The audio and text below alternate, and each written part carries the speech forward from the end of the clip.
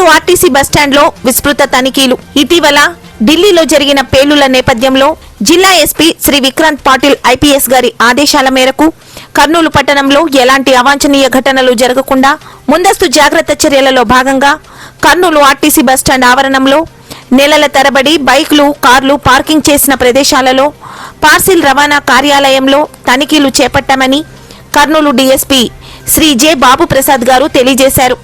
ఈ సందర్భంగా గురువారం కర్నూలు డీఎస్పీ గారు కర్నూలు పట్టణ సీఐలు నాగరాజారావు, మన్సూరుద్దీన్, కర్నూలు 4వ పట్టణ ఎస్ఐ శ్రీనివాసులు, స్పెషల్ పార్టీ పోలీసులు, బాంబు స్క్వాడ్ బృందాలు, పోలీసు జాగిలాలతో కలిసి కర్నూలు ఆర్టీసీ బస్టాండ్లోని అనుమానితుల ప్రయాణికుల బ్యాగులు, బస్టాండ్ పరిసరాల్లో ఆకస్మిక తనిఖీలు చేపట్టారు.